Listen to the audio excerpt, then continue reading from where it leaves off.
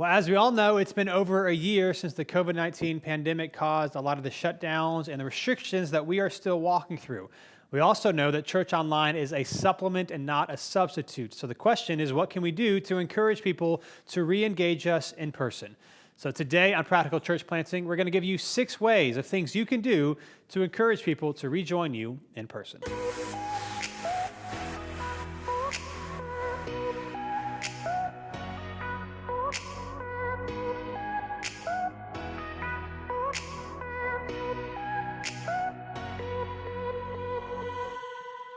Well, thanks for joining us again today on Practical Church Planting. Today, we're going to be giving you 6 ways to encourage people to rejoin you in person. This is a struggle for all of us. Yes. As COVID numbers, this pandemic is drawn out, numbers are going down, people are getting vaccinated. What can we do to lovingly get people to come back for their good, not just for your own benefit? As a reminder, this month's podcast sponsor is Faith Street. If you are wondering where your community is currently, if they're scattered, and we're talking about the pandemic today, this is true of all of us. If you're feeling worn out and frayed, and if you're wondering what church looks like in 2020 and beyond, Faith Street is here to help. Faith Street is a new kind of mobile app for churches. It's focused on discipleship and community, not just communications. And so you want to check them out because it's different than just your stereotypical church app. It strengthens people's commitment to the church and each other. It builds up community by prompting prayer, generosity, and reflection, fellowship, and teaching as daily practices that people can do. And so Faith Street is led by a team with roots in the Assemblies of God, Vineyard, PCA, Anglican, and non-denominational worlds. And it's built by leaders for leaders. And so if you want more information, you can go to faithstreet.com/practical. Practical Church Planting listeners can receive 20% off this new app. It's faithstreet.com/practical. So make sure you do the practical part so you can get information and get 20% off if you want to get connected with them at Faith Street. Get that discount. Get that discount. So today, again, 6 ways to encourage people to rejoin you in person. What do we do? How can we get people back for their own good? Here's the first thing. Don't be afraid or apologize for talking about it. So this is one of those things where you can't just be like, man, I really wish that people were coming, and why? It's one of the things we talk about a lot in this episode, assuming people know what to do or what they should do, but then never talking about it and then getting frustrated. Yeah. Yes, we would want people to know that this is important to them. But it's been a year, and if you're thinking about people that have been gone for a year, it's like they're just. Obviously there are other things. Yeah. There are reasons, and it's not a judgmental thing or condemnation thing. It's just they're not coming back. And so if you don't talk about it, and if you don't invite people back, they might not come back. There could be a shame factor. Oh, totally. There could be just, this is a new rhythm. Like, does it even matter? Who cares? Is it, that sort of thing. And so the first thing is, I would encourage you to start talking about it. We started this in March.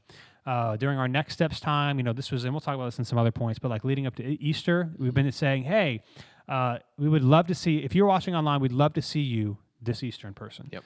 And then the week after Easter, which is the week I'm not sure when this podcast, sometimes in April. Sometimes. As of recording this, the week after Easter is our 4-year anniversary. Yeah. And so at our Easter service, we're going to be saying, hey, for those of you who are watching online, we'd love for you to join us, at our next thing, or at a next kind of day. Yeah. So it doesn't seem like some random show up. Are they going to judge me? It's going to be awkward. We're like, hey, we'd love to see you come back. And so extending that invitation and talking about it without apologizing. It's the same thing about money. Like if we're like, oh, we want to talk about generosity, but we're really sorry. You don't apologize because it's good for people. It is good for people to gather in person because so much comes out of the Sunday morning gathering. As we've said, the Sunday morning gathering, the church is more than that, but it's certainly not less than. Yeah. And so this whole Sunday morning is not that important. Not people have said that, but there's been a push the last couple of years of trying to downplay Sunday morning for everything else. But people's first step at your church, their first real step is Sunday morning from almost everybody.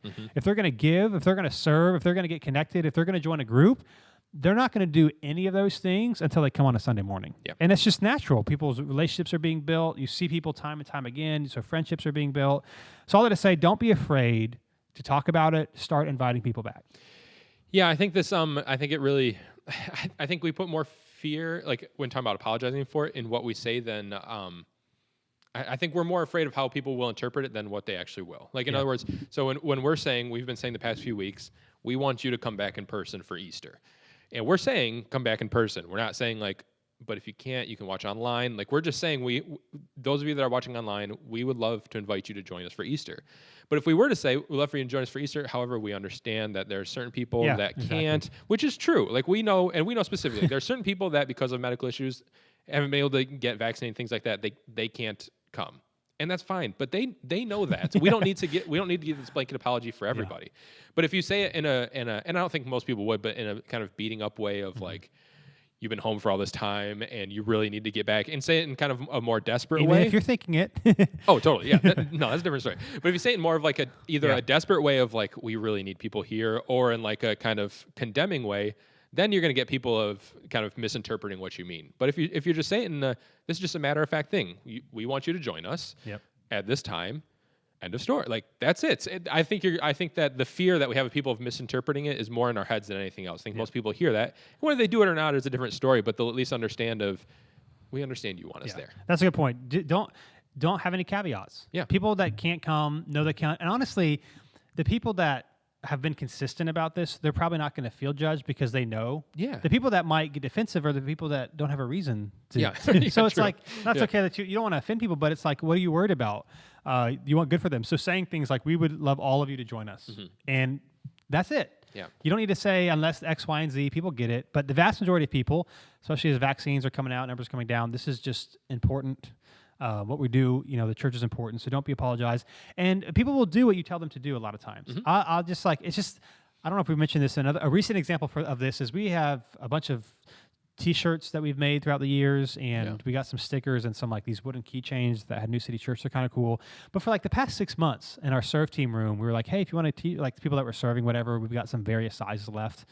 And like they were just always there. Right, just take them. Yeah, that never happened. And then like in March, we put a table out in our lobby under a TV that said free swag. We said from stage, take it. Yeah.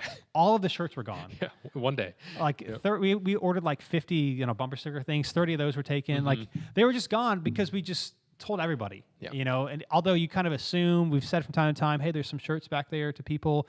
We just told, hey, just do this, and they were all gone. And so I would encourage you doing this every week now. We'd love to invite you to come back. It's helpful, as we'll talk about, if there's something to invite them to. So maybe it kind of gives them a reason. Again, we're recording this the week of Easter, and so we'll see. We'll see how many people who haven't come might actually come because they were invited to. But don't be afraid in all the various settings to invite people back. This was really helpful for me too. I listened to a podcast called Cal Newport. You guys know, if you're listening to a fan of his, he has deep work. Just came out with a book called The World Without Email, also very good. And he has a podcast, and I don't know this, but from my guess from listening to him, I don't know that he's a Christian. I'm not judging. I'm not saying he's not. It doesn't come across that way. And it's interesting though, through his podcast, and he's like, this whole pandemic, he's been talking about, it's about focus and productivity, but he's been talking about the need for people to be together. And he's like, you need to wear a mask. Like whatever you're comfortable with, small groups, but like we have to be around people. And he's not like, this is not a Christian thing. He's just saying because it's good for you. Now we know it's also good for you, but we also know the spiritual benefits of it, and being in community is so important. And so you really have to like believe this to be true. And so at this point, your motives matter. So this can't be come back so that we can have people, on a Sunday morning to check a box. And I think people can get that. Like they can kind of understand if you say, if you're coming across as come back. I've even said with people, it's not about, because it really isn't about having people like, making our numbers go up. It's for us, we literally want good for people. We have people that are struggling because they've been isolated. And so don't be afraid to start talking about it and to invite people back. Yeah. And I think that you're not gonna, I don't think people are gonna naturally at this point come back on their own without being asked. Like we're so far, what is it, year and a couple months since everything locked down in the States. If someone has stayed gone for this long, I don't think there's going to be a certain thing, other than if they have like a medical issue, then waiting for a vaccine. Like that's not what I'm talking about. But just for the majority of people that don't have a specific reason, I don't think they're going to come back without being told you should come back. And what I mean by that is, if you've been listening to us since like, especially during like heavy COVID times, like we were big proponents of put money if you can into your live stream. Like make your live stream good. It's important right now. And we did the same thing. And so obviously our live stream from pre-COVID to current post-COVID, whatever, is vastly, it didn't exist before, so it's vastly different. But if we never addressed, hey, you should come back in person, it could be easy for a person to think, I'm watching online, and that's the same. That's good enough. And so if we never address that, hey, this is a supplement, this is not the same, then we can't really fault them for thinking that it is, because we're giving them an avenue for church. We're saying church is now in your home. It's not, but we're saying you can watch church from your home, and we're giving you every avenue to do that. And we're never saying you need to come back in person. Then we can't get frustrated that people aren't, because we never told them that they should. We told them this is the tool, use this tool, and they're doing that. And they're in their mind, they're doing everything we asked them to do. So. And you know this. There are people for various reasons that are never coming back. Yes. So this isn't just like if you do this, everyone who's not coming back will come back. True. But this is the people that they're probably going to come back at some point.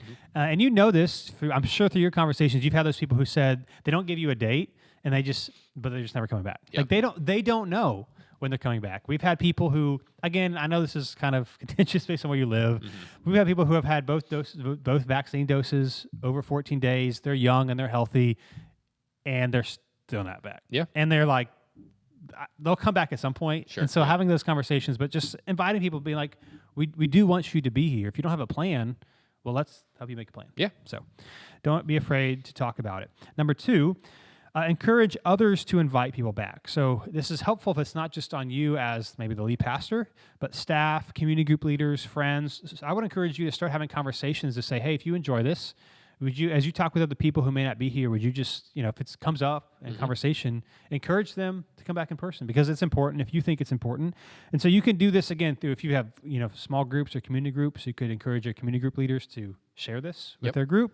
One-on-one conversation, certain serve teams, like make this a thing that we're talking about, not in a guilt way, but just say, hey, we think this matters and we know people are struggling. We would love to invite them back.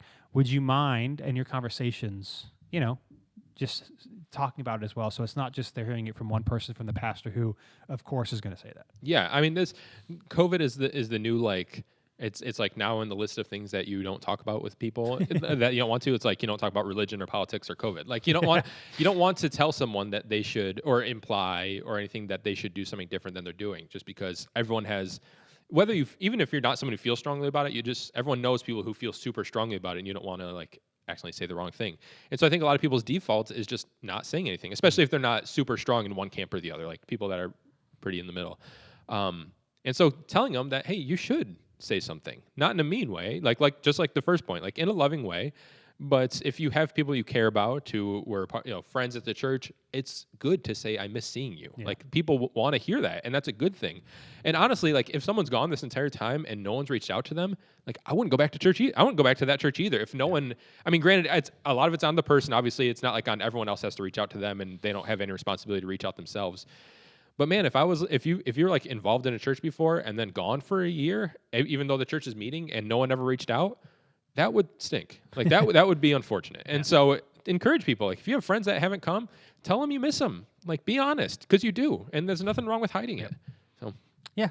So again, you might think people should know this, but encourage people to also invite others back, so it's not just on you. Number 3, we haven't done this yet because we're planning on it. Maybe by the time this is out, we'll have done it. Yeah, maybe. I don't know. But one thing you could do is if you're live streaming, you can cut the live stream at the end of service and address those in the room. We are going to do this probably some point later in April, especially at least in North Carolina. It's looking at pretty much by end of April, everyone who wants a shot is eligible to get one. Yep. Doesn't mean that they're all going to have one yet, but like you can get signed up and probably get one soon. That's a trend for, I think, the entire country. And I think especially in May, at least in North Carolina, you also will have gotten one if you want one. Yeah. Yep. So it's about the time where the barrier to not coming back is quickly approaching that it's not COVID. Mm-hmm. Now, I don't know. Like if you again, I know people disagree, so this is just where we stand. I mean, this is what it is. Like if you have both shots, you should come back to church. Yeah. Cases are going down and that sort of thing. So you might say it's illogical not to do it. Like if you don't care and you're not going to get a shot, well then you should come back. And if you want to get both shots, and once you've had the 14-day whatever, you should come back. It is, in my opinion, illogical if you take your faith seriously to just say I'm not coming back, especially if you're young and all sort of thing. So maybe there's a disagreement there, but just you might think that. If you think that, you can't tell somebody, well, you're just dumb. Yeah. Like that's obviously reason and logic is, especially when you're afraid, that's not what people make their decisions off of. Yep. And so one of the things you could do, again, is cut the live stream at the end of service and just address those in the room who are there and said, hey, if you enjoy this, if you find this helpful, would you mind, inviting people and talking to people. Again, as of this recording, we have Easter coming up, and then we have our 4 year, so we're not doing this yet. And I was gone the week before, so it's going to be me. We're not going to put someone else up there to make them do it. Just encourage them to also get on the team so that they know. If those who are at home watching, we won't get offended because they won't see it. Yeah. And those that are in the room, could know like this does matter to us. Because again, so often if people just are told what to do, they will do it. Yeah. If they believe in what's going on. And so I think this could be something that could be really helpful if you're live streaming, to cut the live stream with grace and compassion, because your attitude is the attitude they're going to use, to say things like, it's not about numbers, but we think this is important. The one another's in Scripture you can't do alone. I know a lot of people are worried, but a lot of people have gotten shots and just are, have maybe gotten comfortable. And online, as we've said, it often is a supplement, not a substitute. And so we really believe that. And so would you mind in your conversations just inviting people back for their good, not for our numbers, not to make us feel better, but because a New City, we want people to meet Jesus and grow in a relationship with him. So that could be something you could do. Cut the live stream, and it's okay if it's like an abrupt cut. You don't even have to say anything special you could just say, oh, maybe they cut the live stream too quickly, and just address those in the room to get them on the same page and let them know that this is important, because they've been coming and they get it, but they might not be thinking about the other people who should be there as well. Yep, I think that's good. Just reminding people that they play a part in it too. It's not just up to pastor or staff to make sure everyone comes back, but you all have relationships. The church is all of us together. And at some point, the church needs to be all of us together, not all of us from different places. And so I think that being honest with people and saying this is where we're big, if you've been listening for a long time, we're big proponents of being transparent in every situation. Like if there's a financial issue, being transparent with it. But like, be transparent with this. Like we want people to come back. We have this live stream and it's meant to be a supplement. Like we talk about it as a staff, but I guarantee not every single person that comes through these doors thinks about live stream as a supplement. A lot of them probably haven't even thought about live stream since they've come home or come back. But remind them, like, there are still people watching from home, and for some people that may be the right thing. Not that you have to give this caveat, but for a very small percentage that may be the right choice. But for the majority, I think we're past the point where they need to be making that decision. Yeah. And so encourage people, like, help us do this. Let's do this together. And the people that are more likely to be bought in, not every case, because there are still some cases, and maybe some people really are bought in, but they are very fearful. But the most people who are going to do this are people who are coming most weeks. So they're not the people that are coming once. Like the most people that are most likely to like invite their friends back are people that are bought in. And so they're coming most Sundays. They're not watching online just because. They're not doing like half and half. Like they're going to be here. So they might be forgetting, about the people that are not. And so just, again, cutting live stream, saying something, addressing the crowd and say, hey, if you've been enjoying this and we think this is important, would you mind in your conversations lovingly just say, hey, we'd love to see you on Sunday. Yep. Don't make them feel awkward. You don't have to do any of that. Just invite them to join us back. So it's not just you. Yep, it's good. Here is number 4. A fourth thing you could do is that you can pick a day and make it a big deal. Mm-hmm. So we've kind of tried this with Easter, but again, COVID and vaccines are out yet. I think this is especially true in your state. Once everyone who can get a vaccine can get one, I would recommend trying this, is to pick a day. So for us, we've mentioned Easter, and we'll mention our 4-year thing on Easter, but it's still kind of, not everyone can get a vaccine. And depending on your context, in Raleigh, North Carolina, COVID has been very, I don't want to say big deal. It's been it's very restrictive here. Yes. Like it's just everybody wears a mask. If you don't, you're a terrible person. That's just just the vibe. Other places, people don't care. That's just the vibe here. So you gotta, that has to be part of it too. So if you're in a space where like it doesn't matter as much, then maybe you don't have to wait. Mm-hmm. But pick a day. We talked about this last episode about, how to, doing things to gain momentum in your church. Mm-hmm. This is a great way to do it with COVID, is say, hey, on, I don't know, June 14th or August something or May something, we'd love to see everybody back. Yep. And if you can do maybe a special video, something fun. I mean, Easter's a great thing. Obviously, it's passed by this recording. If you have an anniversary coming up for your church, like, you could do that. Or you could just pick a random day to say, hey, we want to celebrate we're going to do something a little bit different, a little bit fun, or something like that, to just say, here's the day. And we would, for those of you that are watching online, we'd love to invite you to join us to this. So it doesn't seem like, I don't know, some random day, they'll be like, well, that's the Sunday I should come because they're inviting me back that day. And it looks like they're expecting people like me to come back that day. So maybe I'm not going to be the only person. Yeah, nobody wants to come back after all this time and have anyone say, where you been? Like, that's the worst. And so having it be like, it's expected that people who have been staying home are going to be coming back this day. It's just implied. I'm not the only one. And I think it helps if you can come up with something that is going to be just for the people in person, not people online. So like, I mean, maybe this example would not encourage people who are nervous to come back, but like something like food, that's something that you're not going to get that. Like if we have do a meal or whatever food looks like afterwards, or a food truck or something, the people at home will not experience this. Like it's not just going to be service as normal and we hope you're here, but this is going to be different and you will miss out if you're home. Yeah. And so figuring out what that is, because obviously like you don't want to do something that someone's nervous about is going to turn them off to coming. But figuring out what that is and making it a little bit different, but just being honest and saying this is day one again. It's not really, but this is opening Sunday. Yep. We're back, and from this point on, we're making no apologies. Like this is church is back to normal. Like this whole phrase, like using the new normal. Like I think people have come up with their own new normal, right. But I don't think we have to have a new cultural normal. Like we can go back to the way things were once things are safe. In terms of relationships and being with people. Exactly. That is the human condition, is to be with people. Yes, and the majority of people have. Like well, whatever. But just encourage people. Like we want you to be a part of this church again, and watching from home is not being a part of this church, not in a condemning way. That may not sound good, but I think you get what I'm saying. But invite to a specific date. This is the day we're coming back. Let's all come back. Yeah, I think that's a good point, to do something that not just a service element, but something outside the service that you will miss out on. Yeah. And it's not to say, hey, if you don't come, you're going to miss out, but it's just like, you're going to miss out. Yeah. So again, for us, it's a little different, but like for our 4-year thing, we're doing a cookout. It's outside. So the weather's, wherever you are in the States, is getting warmer. Mm-hmm. So even the food thing, it's like it's outside. So people are, more likely to do it. But I think if you could do something fun, and some people are like, don't do that. Just preach the Bible. That should be the only thing. And it's like, okay, but what if I told you, if you got a bounce house and your neighbor that you've been praying for will decide to bring their kids because you're going to have a bounce house, would you accept that?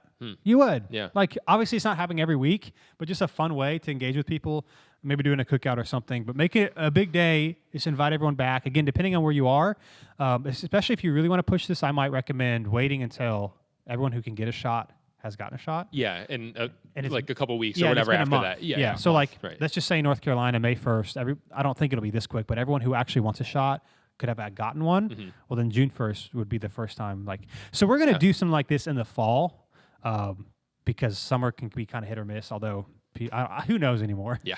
But for us, it'll be, especially because we're in Raleigh, it's going to be after everyone who wants a shot can get a shot, and it's been 6 weeks. Yep. Then we're just going to be like, we are going to treat this like normal, So if you want to watch online, you can, but it's not like we're not going to be afraid to invite people back. So pick a day, make it a big deal. That might be a fun way to invite people back that doesn't feel threatening or condemning. Mm-hmm. Another thing you can do is use your weekly newsletter. I don't think I did. The week before, as of this recording, I posted like how often do you send out a week newsletter to your church. Most people said once a week. Some people said twice. Some people were like, never. What's a newsletter? Yeah, what's a newsletter? I'm a fan of one, just because if you do multiple, people just aren't going to read it. Yep. I think we've talked about various other episodes. I don't know how it is. It's very like plain text. Here are a couple things that you should know about, and here are events for the next month. And it gets a pretty good open rate because I think people know it's like, I can read this in 30 seconds or less. Yeah. But that's one of the things that we do. I would, if you're not doing a weekly newsletter, I would say you're missing out. I mean, people don't always read it, but it's just another way to keep information in front of people. And so we've been using that. I'm the one that writes it, but it's saying, hey, we'd love to see you at Easter. We'd love to invite you back. There's been a couple of times where, we said like, we think church online is a supplement, not a substitute, that sort of thing. And so use that from time to time and just say, hey, we'd love, especially over the next 2 months, Easter, anniversary, anything you have like somewhat special, Mother's Day or whatever, take advantage of it and say, and if you've been watching online, we would love for you to join us in person. Yeah, that's good. Just be in communication with people. I mean, obviously, if the only time they hear you say come back is when you're doing this, like if you do this kind of one day thing, then I don't think that should be the first time they hear it. I guess I'll say. So mentioning it from stage, mentioning it in a newsletter just as many times as you can get in front of people, reminding them that this is something that you need to come back to. Yeah. So that was pretty quick. Use your weekly newsletter. Yep. And then last but not least, but maybe the most controversial. Yeah, true. Is to get vaccinated. Yeah. If you don't care and you're not worried, like I saw an Instagram poll of something, I don't know, it was like, how many of you, do you think the vaccine is safe? And then are you actually going to get it? And there was a gap between who thought it was safe and then less people said they're going to get it. Oh, really? Interesting. And if that's you, like I would just encourage you to get it. Yeah. A new city, we're all getting it. Yep. I think this is a side note. I'm totally fine people wrong. I have two thoughts on why. Let me do our PSA announcement. All right, here we go. I think why is just wise to get. Number one, I think most everyone's going to get it eventually. Yeah. Like I know it's just like, I don't know, political, whatever, but like unless you're an anti-vaxxer, like you vaccinate your kids, like it's just going to be a thing. Yeah. Like it's just, I think within 2 years, most of us are going to get one anyway, so you might as well. And I do think, secondly, as they say, coronavirus is going to be around for maybe forever. It's very rare, but like I'm 30, if I were to get it, I probably would not even, like I'd be sick for a couple days at the worst. Not a big deal. But when I'm 70, yeah, so you might as well get something that maybe in the future. So all that to say, it's an easy way to say, hey, we're vaccinated. Like to tell people, hey, the whole staff is vaccinated. Now you don't need to tell everyone at the church, but I've even told some of the people that haven't been coming back, a lot of our people are vaccinated. Yeah. The whole staff is getting vaccinated. It's just an easy way to say, hey, we've taken our precautions. And so there's lots of reasons why people may not do it. But I don't know if you, what is it? Is it worth it to you to have people come back so they can experience Jesus? Is a vaccine shot worth it? And I'm not trying to Jesus. That's a good way to put it. I'm not trying to Jesus juke it because I get there's lots of things involved, but if that's a way to help people, then I would encourage you to do it.